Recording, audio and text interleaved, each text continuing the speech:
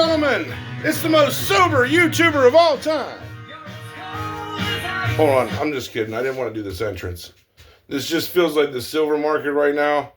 We got to get more back into a nostalgia bong hits vibe. And here we go. Get ready.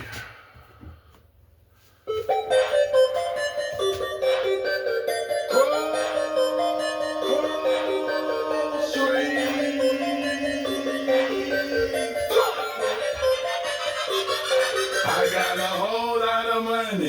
Bitches got it from me. Bottle keep popping and watermelon whole jacket. It's a party, it's a party, it's a party. It's a party, it's a party, it's a party. I'm partner on the pill. Ladies and gentlemen, we're back with another one. It's a party, it's a party, it's a party. Let's go. Rolling up that loud shit. My weed keep your security says be quiet. My presence start a riot. The girls get excited. Back with another one. I'm like, when I try it, my sweat they wanna buy it. My juice they wanna try it. Club going stupid. When I owe that Come on, we're back with another one.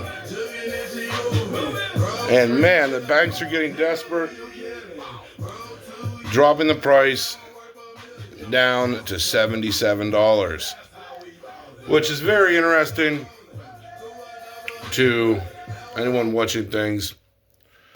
Somehow silver magically went from $120 in paper price down to $77 in less than a week with no manipulation whatsoever. Mind-boggling. No new silver mine was discovered. No less demand for industry. Just crashed. Everyone decided to sell right at 120. Very interesting. Anyway, we're going to discuss what I think is going on, but we're also going to cover the bear case. I don't want to not be fair to anyone right now because I am not going to lie on this one. We might be fucked. We might not be fucked. So we're going to go over the bull cases, the bear cases, be pretty fair on both sides, what I take away from it. First off, the bull cases. Of course, we got to start off strong. The U.S. started Project Vault. Of course, they're going to be trying to store away as much silver as possible. Now they want a budget to buy up physical metals, let's be real. So that's happening. Wisconsin or Wyoming has now made their own metal reserves that they're going to make, which is cool. And we also have gold selling out of China because everyone's buying the dip. So that's kind of big. We also have a lot of sales happening at coin shops, everyone buying in the dip. So what does that tell us? Not a whole lot, actually, because things can be manipulated as fuck. But it does tell us when the manipulation eventually ends, where silver can go is insane. So they've done this for ages. They've smashed the price back down. They've let it go up. They've smashed it back down. And it's been going on for decades. And my bull case is when that eventually snaps, silver will go parabolic to levels that no one could even fathom right now. The next thing I do want to go over in the bull case is a lot of people are bearish right now. They think it's going to crash down to 50. And hell, they might not be wrong. We're going to get into their case in a minute. But I will say this. Anytime I've ever seen an investment run up majorly, it's when people didn't believe in it. And I mean, the markets just never operate when people truly believe.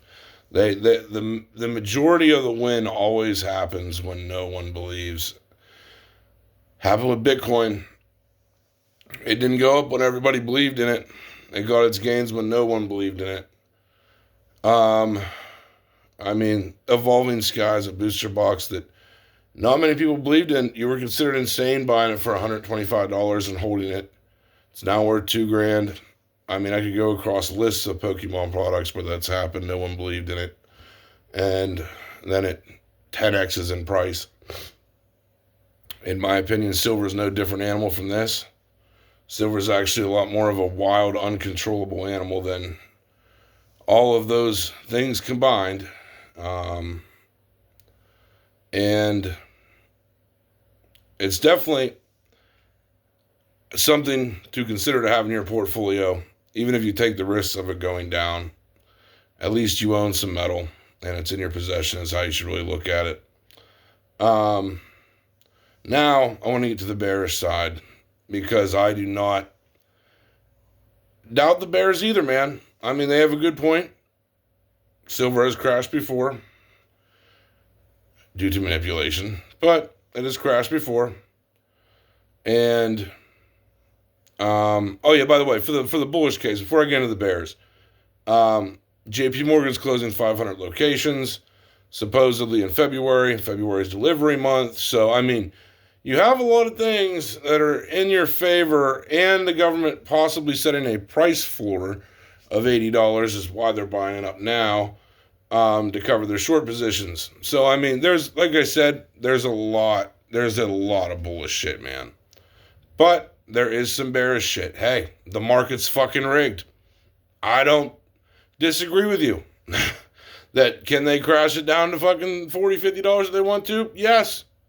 Yes, they can absolutely crush the paper price to whatever they want. Will physical owners sell for that? Might be a different story. I know I wouldn't sell my silver for anywhere under $100, but that's just me. I'm not desperate, and I am along for the long run, but that's just my position. Other people may be in different positions where they need to sell, where this was just a quick, hopefully it goes up in a month so I can sell and get my money out thing. Hey, the metals are just not for that. They never were. They've always been timely, where you have to wait and be patient. And so that's the bear case. Fort Knox also, and no one's admitting that they own the gold. Trump and Elon have backed off on talking about it. So I'm guessing Fort Knox, I can almost guarantee Fort Knox doesn't have the gold. We're $39 trillion in debt, folks. And then almost 70 to $80 trillion in unnecessary liabilities. So, I mean, our government's in fucking $100 trillion in debt. China has probably more gold than us, and they actually own it. So they can probably set the rules and raise gold to 10,000. And then that would make them extremely rich, us extremely broke. And that's a very strong possibility in the bull cases for both metals. So we get to the bear case. I know, the bull case is fucking, there's a lot there. I'm just saying. There's a lot to unpack there. Now we're going to get to the bear case. The markets are rigged as fuck by the COMEX. They can drop the price down to $50. They can do whatever they want with the paper price. We clearly see that. And maybe the demand isn't as big as we had all thought. I don't know. That's essentially the bear case. The market's rigged. Do you even want to be involved in this fucking roller coaster ride? I don't blame you for not. Honestly. I don't blame you for not wanting to be involved. There's a lot of silver I bought for $100 an ounce. $103 an ounce. And, I've lost money in the short term. But you really don't lose until you sell. So, there is that. And sometimes, if you care about the metal more than the money itself, having the metal in your possession is a big deal. And to me, that's worth the extra $20 I've lost, is to just own the physical silver itself in case all hell breaks loose. To me, that's just a small insurance tax.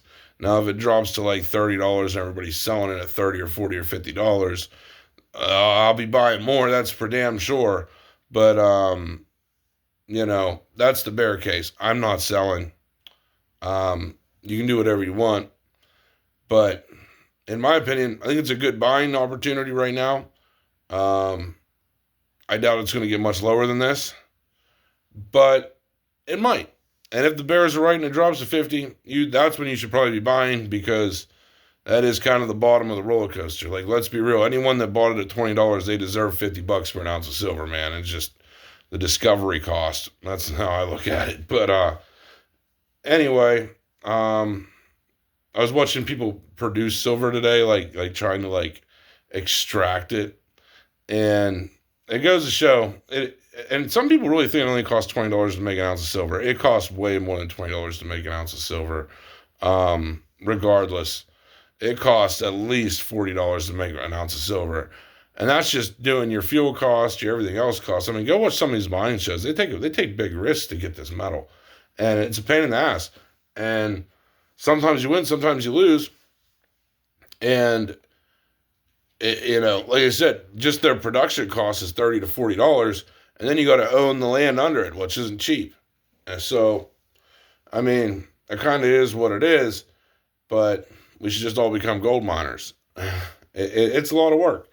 And so that's why I still think there will be a nice floor on silver and gold regardless.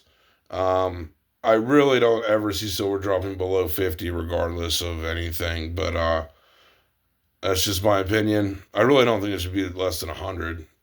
But it should be more than that.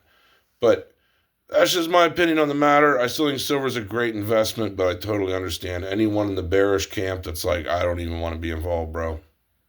I don't blame you. But at the same time, that I don't want to be involved attitude of sitting on the sidelines, your cash could become totally worthless. So, I mean, it's a rough spot to be anyone with money right now of what the fuck to do with it. It is. No one knows what the fuck to do, or we would all be doing it. I think it's buy silver, and hold, see what happens over the next few months.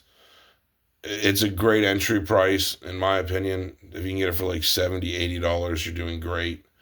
In my opinion, it might drop more. I don't know. But at the same time, to get physical in your hands is so worth it. I had this conversation with my friend about gold.